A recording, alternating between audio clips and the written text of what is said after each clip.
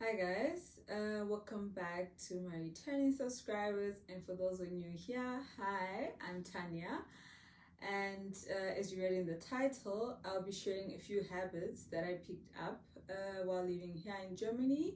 I still live here, and yeah, so like I'll be looking a lot on my phone because I had to write it down so that I don't forget and just to make sure that I get all the points through.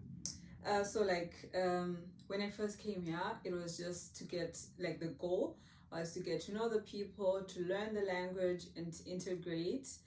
And I never thought that some of these habits would be like part of my everyday life, or I can say some of them are unavoidable. Yeah.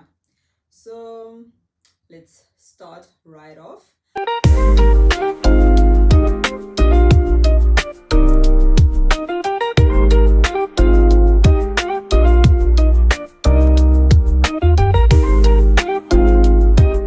So the first habit is punctuality. So so I'll be mixing like generalizing it and also like referring to myself. So yeah, Germans are known to be punctual. If work starts at 6, you're expected to be there at 6. There's not like I'm sorry I'm late. Yes, a few occasions you can say I'm sorry I'm late, but you shouldn't make it a habit. And for me, I've tried to make it like a goal. If I'm supposed to be at an appointment at say at 10, usually I'll be in the area at quarter to like 15 minutes before, and then like 5 minutes before I walk in to the building. Then yeah, that goes for my doctor's appointments, for my foreign office appointment, the Ausländerbehörde auf Deutsch. And yeah, obviously there are things that the events that might impact on that, like if you're using public transport, that's not reliable. Yeah. So for those who know, who stay in Germany, Deutsche Bahn sometimes can like make you like an hour or two or yeah late. So yeah, but definitely if you see that or if I see that I'm going to be late, I call ahead to inform the place where I'm going to that I'm going to be late, and that way when I arrive I don't have to like profusely apologize for me being late because I'll have already explained that it was out of my control. So yeah, point number two, taking nature walks from my second from last, like the previous video, the video before that, I think I vlogged on when I went to the forest just to take a walk and everything, and that's something that I picked up here. um yeah, in Zimbabwe, I didn't take a walk. If I'm taking a walk, I'm going somewhere, not just strolling and taking walks.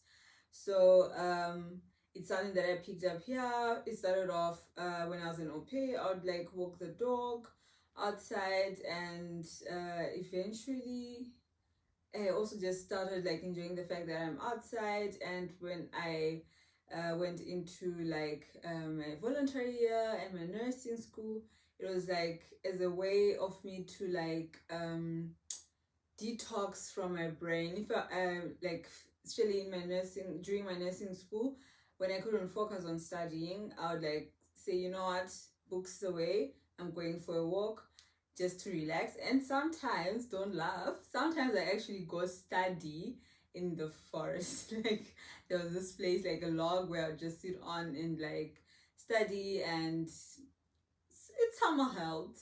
So yeah. um and then the third point, it's work-life balance. That is like if you're working, you should not forget to also enjoy your free time. If you're in your free time, all things related to work are cut off. That's one.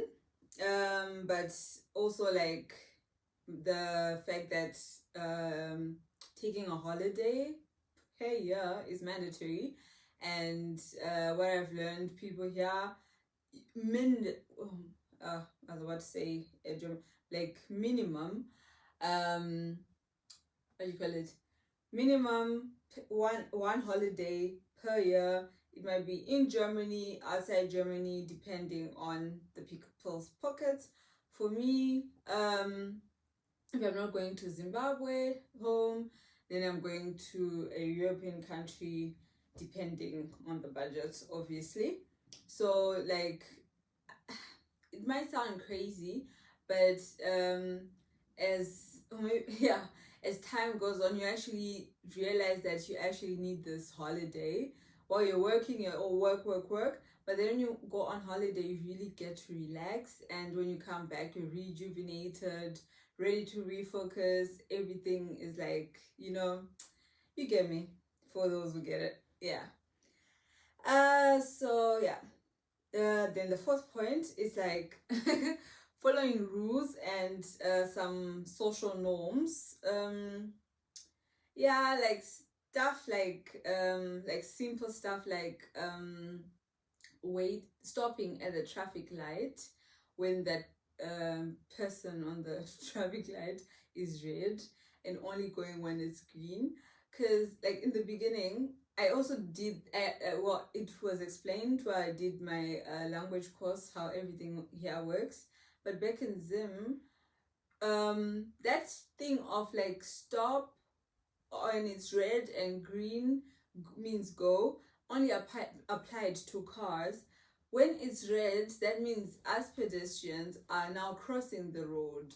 Or yeah, then when it's green, if there is no car coming, you are also crossing the road. So there is not like a clear linear on the stop and go part. You just have to make sure that it's safe to cross the road, and you can also cross anywhere. Whereas here, depending, sometimes, well, if I'm in bigger cities, I'm scared to cross in the middle of the street where there are no traffic lights. Point one. And I don't know if it's true, that I haven't found that out because I'm just too scared to test it out. If you happen to cross where there's no crossing line or what do you call it, traffic lights to tell you to cross, and then there happens to be like a mom and a child, you actually be looked at funny, let alone be scolded, because you won't be leading a good example or showing the kid to follow the rules. And yeah, the second thing on like the norms, it's like observing the quiet times. Yes, there are quiet times. Well, I'm speaking from the city I am. For those who are living in bigger cities, and I'm not sure, but like where I am and where I have stayed, like we observe the like quiet times known as Ruhezeit. And at night, that's between 10 and 6, and some areas up until 7.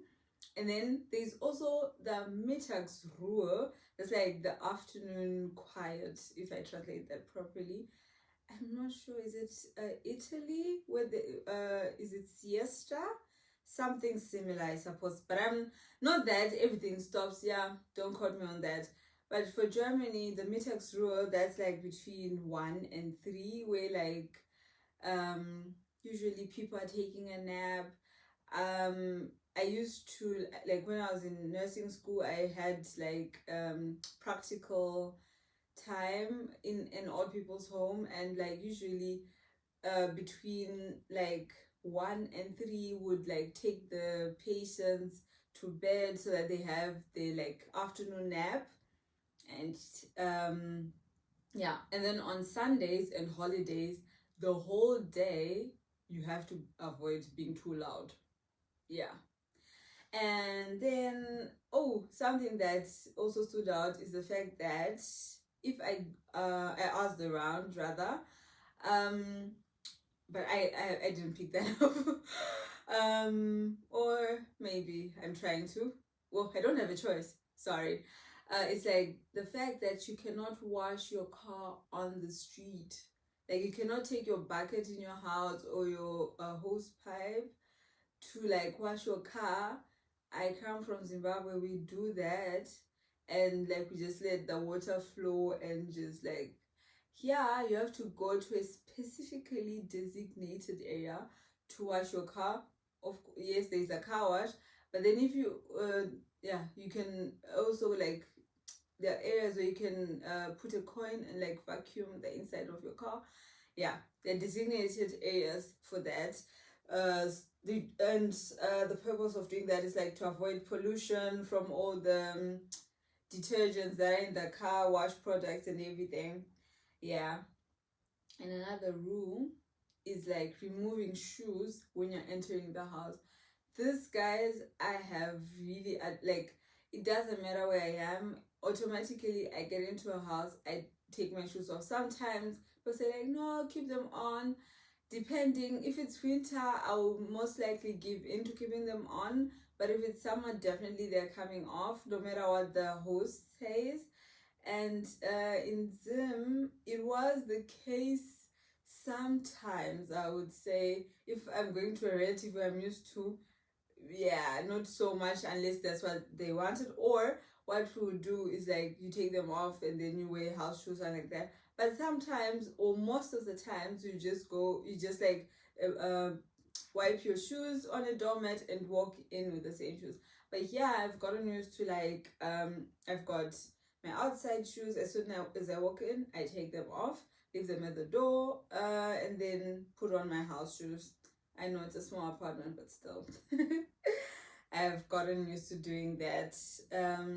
Yeah, I talked too much on that point.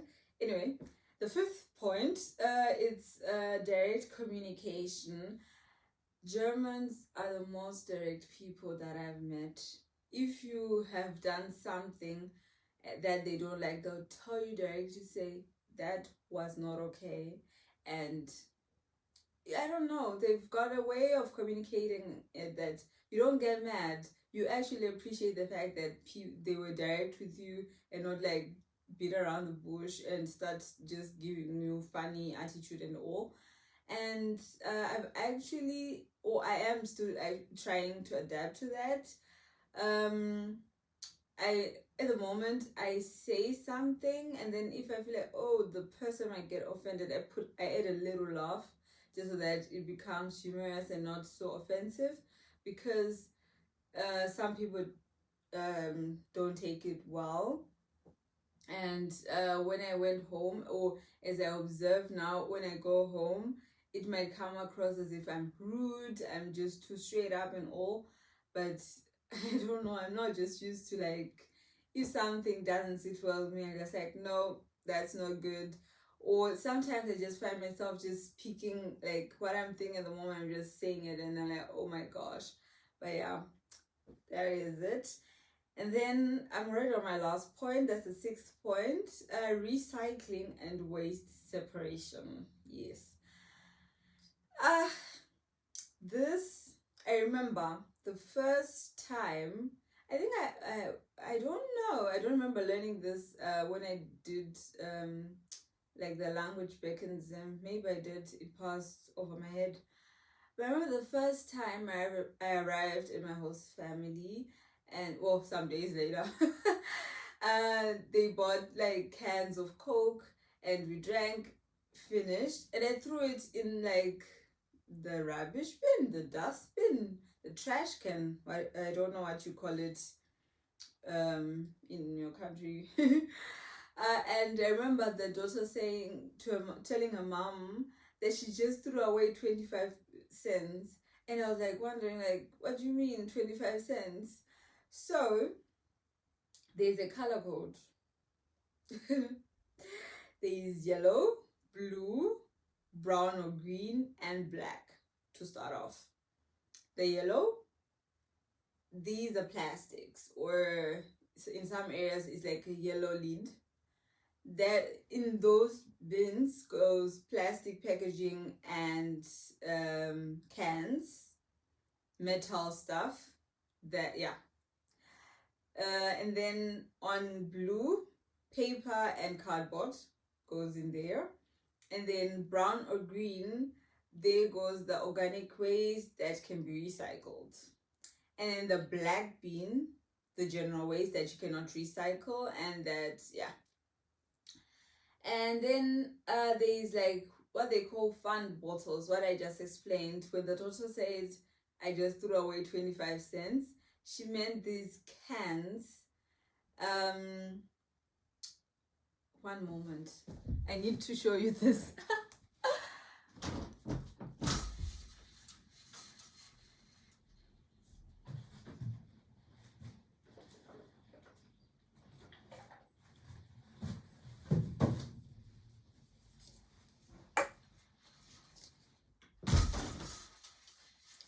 So I don't know if you can see, guys, I just took this from outside just to show you guys.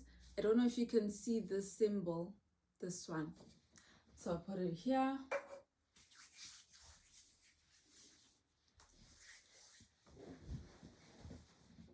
So yeah, is that symbol, it's like for every bottle that every can, container, bottle that has that symbol, it means that it has to go in the recycling bin. What can I say, like here, like in Germany, like when you go to the supermarket, there are like designated areas where you put in these cans and bottles that have got that symbol, and the shop automatically, like, they do the rest for you, and then you get like credit, and per container, per can, there's 25 cents of return, and when you buy the can before you drink it, it's on top. So I guess it might seem as if they're giving you back money, but it's money that you already paid for. And obviously if you don't return it, you don't get your 25 cents back. And then there's also the glass container. And yeah, so wait a minute, I need to, yeah, okay. Oh yeah, so on the glass containers, this is also color coded, where it's sorted with white glass, that's like the clear glass, then the brown glass, and then the green glass. And yeah, usually they are containers set up at different points in the streets where you can put away these glasses, and also like cardboard. If your bin at home gets too full, you can go put it there, and then like each week it gets like collected, something like that. Yeah, but this color coding system and everything, now I have it in my head, but in the beginning I literally had to like keep googling it, or like when I moved in, I also got like a paper where everything was listed. And yeah, it's quite interesting. But anyway, that's it for this, guys. Please let me know if you would like me to do a deep dive, maybe a mini series of like some of the things that I've learned here in Germany, and I don't know, just like a mini series of anything that you like to know. Yeah, thank you for watching, and until next time, bye.